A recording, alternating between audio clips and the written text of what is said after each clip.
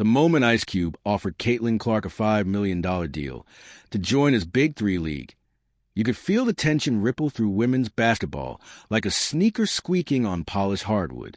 Not because Clark accepted, she didn't, but because of who didn't get that offer. Angel Reese. And that silence, that omission, it was loud. This wasn't just a missed business opportunity. This was a redirection of the spotlight. 1 minute. Reese was a self-proclaimed Bayou Barbie, a viral sensation with NCAA titles, big talk, and even bigger social media following. The next, she was watching from the sidelines as Clark walked away with a bag, and all the brand loved to go with it. If you're here for the real story and not the filtered version, subscribe. And if you're sticking around for the next meltdown, you better definitely subscribe. Now, the rivalry between Angel Reese and Caitlin Clark isn't new. We've seen it brewing since college. Clark dropping logo threes with ice in her veins. Reese responding with ring fingers and unapologetic attitude. It was compelling, chaotic, and for a moment, exactly what women's basketball needed. Drama, talent, and personality. But here's the twist. As the dust settles, the storylines have started to shift. And suddenly, it's not just about basketball. It's about brand power, marketability, public image. Who can move product, not just points. And that's where Caitlin Clark is pulling away. Fast. Let's break it down. Ice Cube's Big Three League doesn't operate on good vibes and buzzy interviews. It runs on revenue. And when Cube decided to offer Clark a contract worth more than the entire rookie wage scale in the WNBA, he made it clear this was strictly business, not politics, not favoritism. Business. Caitlin Clark, in his eyes, was bankable. Angel Reese? Not so much. And that's when things exploded. Because Angel Reese didn't take that news quietly. While she didn't name names, her social media turned into a not-so-subtle subtweet machine. Passive-aggressive quotes, cryptic captions, and just enough edge to make it clear. She knew she'd been left out, and she wasn't happy about it. Can you blame her? Reese has the accolades. She won a national championship. She's got personality. She's got fans. She's got the kind of raw magnetism that turns a routine post-game presser into a viral moment. And yet, when it came time to talk real money, real partnerships, real long-term investments, she was ignored. Meanwhile, Caitlin Clark is racking up deals like she's playing Monopoly. Nike? Check. Gatorade? Check. State Farm, Buick H&R Block? Check, check, check. She doesn't just sell jerseys. She sells trust. To brands. To media. To middle America. And that, right there, is a difference. Because as much as Reese has the flair, the fire, and the following, Clark has the safety. She's a low-risk, high-reward figure. No on-court drama. No social media landmines. No brand controversies. Just squeaky clean press conferences, humble sound bites, and stats that speak louder than her interviews ever could. Reese? She's more polarizing. She's bold. She talks trash. She flexes, literally and figuratively. She says what she feels, even when it rubs people the wrong way. And while that makes her interesting, it also makes her risky. That's not always a bad thing. Plenty of athletes build entire careers off being the villain, or at least the loudest voice in the room. But it comes at a cost. And in the marketing world, that cost is reliability. When Ice Cube chose Caitlin Clark over Angel Reese, he wasn't choosing stats. He was choosing brand equity. Clark has a proven ability to draw fans, command media attention, and generate millions in sales, without any of the volatility that makes sponsors nervous. Reese, despite her cultural clout, hasn't convinced corporate America that she can deliver the same return on investment. And the fallout from that decision has only intensified their rivalry. Because Angel Reese isn't just watching Clark win endorsement after endorsement. She's watching Clark win acceptance. The kind that comes with clean headlines and endless praise. The kind that isn't always offered to black women in sports, especially those who are loud, proud, and unbothered. Let's not ignore that layer. This rivalry has race threaded through it. Whether people want to admit it or not, the double standards are real. Caitlin Clark is called competitive and fierce when she talks trash. Angel Reese is called classless and arrogant for doing the exact same thing. That narrative didn't start in the pros. It was already there in college, and it's followed them into the WNBA like a shadow. But here's the uncomfortable truth. Even when race is part of the conversation, so is branding. And Caitlin Clark's brand? It's pristine. She's a face parents want their kids to cheer for. She fits easily into commercials, talk shows, magazine covers. She plays the game and plays the game behind the game. Angel Reese? She disrupts. She challenges. She questions the system. She is the system's pushback. That's powerful, but not always profitable. Not in a space that still caters to a sanitized, sponsor-friendly version of female athlete. And let's be honest, Reese knows that. Her tweets, her interviews, her shade, it's not just frustration. It's a recognition of how the game is played off the court. She doesn't want to be Clark. She doesn't want to be quiet, palatable, or polished, but she does want the respect, the opportunities, the checks. And she's realizing that in the system, those things don't always go to the loudest or the boldest. They go to the safest bet. And right now, Caitlin Clark is that bet. So what happens next? Reese could pivot, clean up her image, court more traditional brands, focus less on the headlines and more on the stat lines. But would that still be her? Or does she double down, keep being the fire starter, the disruptor, the player who forces the industry to change, not the one who bends to fit it? It's a choice every athlete with a platform has to make, especially women, especially black women. And Reese is navigating that in real time, with a front row seat to someone else's success story being written at her expense. And for Clark, she'll keep racking up the endorsements, not because she asked to be the poster child, but because she checks every box sponsors want right now. She's not just a great player. She's a great investment. But let's not pretend she doesn't feel the weight of that role. The constant scrutiny. The pressure to stay humble, non-confrontational. Perfect. Because one misstep, one outburst, one unlikable moment, and the tide could turn. The real shame is that there's barely space for both of them to win together. That instead of being celebrated as two dynamic forces pushing the game forward in different ways, they're constantly being pitted against each other. By the media, by brands, by fans. The rivalry sells, but it also divides. In a perfect world, Angel Reese and Caitlin Clark would both get the bag, both get the covers, both get the shine. One as a fiery disruptor, one as a stoic sharpshooter. 2 stars, 2 styles, 1 league.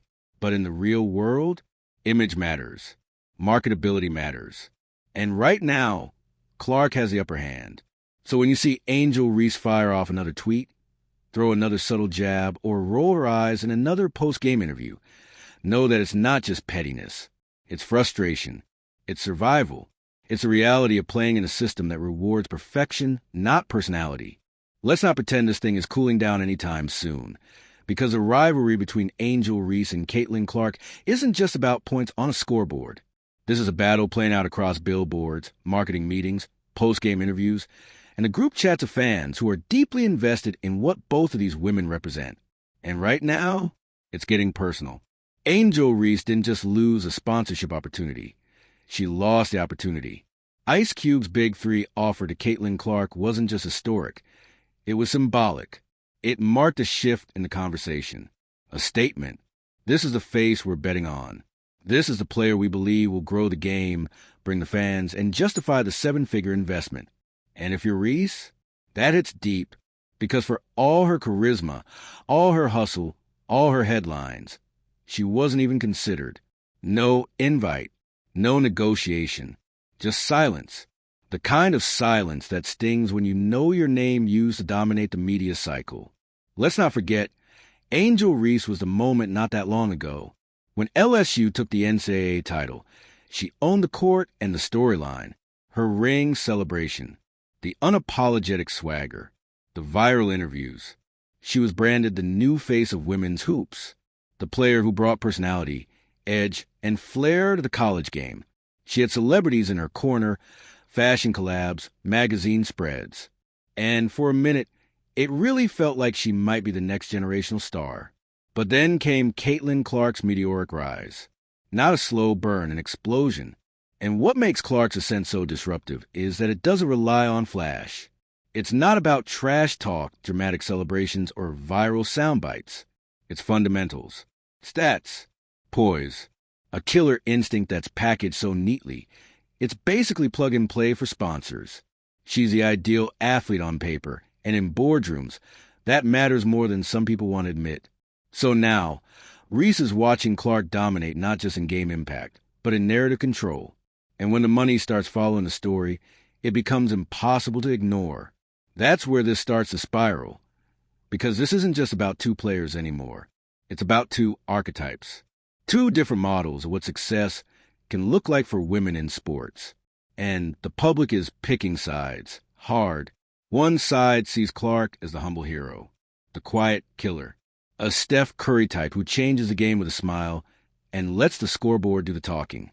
The other sees Reese as the unapologetic queen, confident, loud, brash, a walking headline who brings flair and fire to a league that desperately needs energy and attitude. And here's the thing, both can exist, but the business world doesn't usually want both. Corporate America likes boxes, the good girl, the rebellious one, the marketable star, the controversial one. And the second you start to deviate from the script or challenge the box you've been placed in, you become difficult. Angel Reese is difficult, but not in the way they say. She's difficult because she demands attention on her own terms. She doesn't shrink herself for palatability. She doesn't sugarcoat her confidence. She doesn't apologize when people feel uncomfortable with her swagger. And for some brands, that's not marketable. It's combustible. Meanwhile, Clark, she fits the mold perfectly. She's media trained, graceful in interviews, all hustle, no drama. And because she doesn't demand the spotlight, she ends up commanding it anyway. That kind of effortless, drama-free brilliance is rare. And that's why the biggest checks are being written in her name. But here's what the people writing those checks forget. Drama sells too. Angel Reese is a story. She brings fire, personality, and unpredictability. That might not be as safe, but it's definitely profitable if a brand knows how to harness it. Unfortunately, most brands don't want to do the work. They'd rather write a script, hand it to an athlete, and roll the cameras. No improvisation, no edge, no risk. Reese isn't built for that. And honestly, that's what makes her powerful. But it also means she gets left out of deals like the one Ice Cube floated to Clark.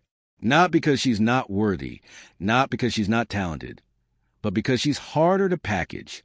And in a world obsessed with image, being harder to package is the kiss of death, which brings us to the backlash. Because, oh, it came. After the Big Three offer went public, social media exploded, not just with praise for Clark, but rage on behalf of Reese. Fans accused Ice Cube of favoritism, bias, and flat-out disrespect. Some said it was about race. Others said it was about playing politics. Many just saw it for what it was. Another reminder that being great isn't always enough, especially when you don't fit the mold. And Reese? She leaned into the chaos like a pro. She didn't drop a statement, but she didn't need to. A few carefully chosen tweets. A couple of suggestive likes. Some subtle digs in her pressers. That's the new age media strategy. Say just enough to feed the fire, but not so much that you get burned. It worked, because now her name is back in headlines. The conversation has shifted from why wasn't she chosen to what's next for Angel Reese? And that's a powerful pivot, because if Reese is anything, she's strategic. She knows how to stay relevant. She knows how to stir the pot without letting it boil over. And most importantly, she knows her worth, even when others don't see it. That's why this rivalry isn't just a feud. It's a case study in marketing, in media, in the insane double standards female athletes have to navigate. It's about how women, especially black women, get branded as too much when they try to own their narrative. About how the industry still prioritizes image over impact. About how two women can both be changing the game, and only one gets invited to the meeting. But here's what no one's ready for. This might actually benefit Angel Reese in the long run. Because while Clark is busy playing the perfect poster girl, Reese gets to be real. She gets to be flawed, fiery, and fully herself. And authenticity? that has its own kind of currency. Sure, she might not land every deal right now, but the brands that do bet on her, they're going to get loyalty, passion, and a fan base that rides hard. Because Reese's supporters aren't just fans, they're believers. They see themselves in her. And when she wins, it feels personal. Meanwhile, Clark's rise continues. Clean, corporate, clinical, even, and while that's not a bad thing, it's a different thing, which is why the contrast between them isn't just compelling, it's cultural. We're watching two women write two entirely different playbooks in real time. One is playing by the rules and winning. The other is rewriting them and still fighting to be seen. And make no mistake, the public loves a rivalry. But the WNBA has to be careful here. If the narrative keeps painting Reese as the bitter underdog and Clark as the untouchable golden child, it's going to divide the audience in a way that hurts the game. Fans want drama, but they also want fairness. What we need is space for both of these stars to shine, to compete, to clash, to collaborate, to show that women's basketball can hold more than one storyline, more than one kind of hero, more than one type of face. Because here's the truth no one wants to say out loud. Caitlin Clark is great because she has Angel Reese, and vice versa. The rivalry isn't ruining anything. It's building something. It's fueling conversation, driving engagement, pushing each athlete to new heights. The real problem?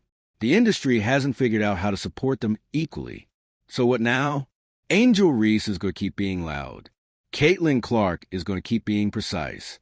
And the media, they'll keep eating it up. But somewhere between the headlines and highlight reels, we have to remember what's actually at stake. The future of women's sports, the next generation of athletes, and the message we send about what kinds of women are allowed to win. Because if only one of them is allowed to be the face of the league, then we're doing it wrong.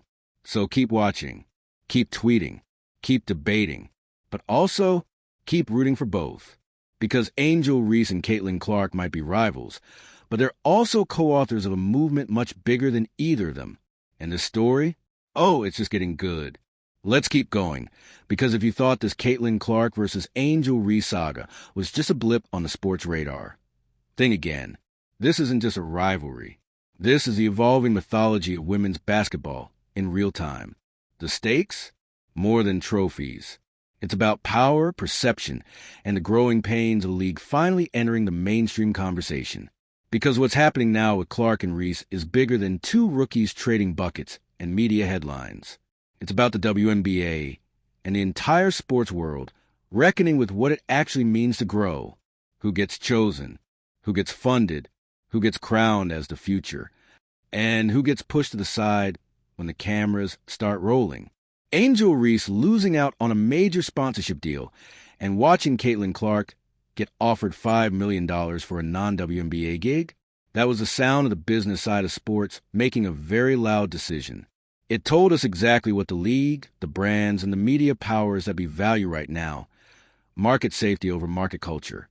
Familiarity over disruption. Quiet excellence over loud brilliance. And if you're Angel Reese, that's got to sting. Badly. Because let's not get it twisted. Reese isn't just popular because she went viral. She's good, dominant on the boards, tenacious on defense, aggressive in the paint. She brings a physicality to the game that intimidates. But when it comes to getting those big-name endorsement deals or high-profile league offers, it's like she keeps getting left on read. Meanwhile, Caitlin Clark can't walk 10 steps without someone offering her another brand deal or promotional campaign. And look, it's not that Clark doesn't deserve it. She's a generational talent. A cold-blooded scorer, a shooter who bends defenses like a Marvel villain bends time. But the real issue is the double standard sitting right behind the curtain. Reese plays with passion. She's emotional. Clark yells at refs. She's competitive. Reese talks her talk. She's divisive. Clark talks hers. She's driven. You seen the pattern here? And again, this isn't Clark's fault. She didn't build the narrative machine. She just benefits from it. But Angel Reese, she's aware of the machine. She's been on the wrong end of its gears. And she's calling it out in her own way. Subtly, sharply, and yes, sometimes loudly. But that doesn't make her bitter. It makes her aware. What we're watching is what happens when two women walk into the same space with different tools and different stories, and the industry decides it only has room for one. It's the age-old face of the league problem. The narrative math that says two rising stars can't both shine at full brightness without overshadowing each other. Except here's the truth no one wants to admit. They need each other. Caitlin Clark and Angel Reese's careers are forever linked. Not just because of college history, but because of what they represent now. Clark is the system's golden child. Reese is the system's wake-up call. Clark brings a structure. Reese brings a shake-up. You need both to make noise. You need both to make change. But right now, the imbalance is glaring. Reese is grinding to prove she's more than just personality, more than memes and moments. She's working harder than ever to prove she belongs in the same breath as Clark. Not because she's unsure, but because the public keeps acting like she has to prove it all over again every time she hits the floor. Meanwhile, Clark's narrative is locked in. She's the future, the face, the franchise, and whether she scores 30 or gets locked up on defense, the cameras are rolling, the headlines are pre-written, and the praise is ready. And Angel Reese, she sees it, and she's had enough of being polite about it. Her recent outbursts, her shade, her body language on the court, it's not just ego. It's exhaustion. It's watching someone else get opportunities you know you earned too. It's knowing fans love you, but the brands stay cautious. It's seeing yourself trending every week, but still not getting a check with enough zeros on it. And sure, some people will argue she brings it on herself, that she talks too much, that she leans into drama, that she should just focus on the game. But you know what? No one says that to the loud, charismatic men in sports. Patrick Beverley can trash talk entire rosters and still land TV gigs. Draymond Green can kick a guy in the ribs and still be called passionate. But Angel Reese shows a little fire, and suddenly she's toxic? Miss us with that. This isn't about attitude. It's about control. The industry still wants its female athletes to be polished, agreeable, brand-friendly. Angel Reese dares to be real. She says what she means. She plays with her chest. And instead of being embraced with that authenticity, she gets branded as difficult. The question is, will the system rise with it? So sound off below. Who are you riding with, Reese, Clark, or both? Is the branding bias real or just part of the game? Hit that comment section. Subscribe for more deep dives into sports drama and buckle up, because the fire between these two is nowhere close to burning out. If anything, it's just getting started.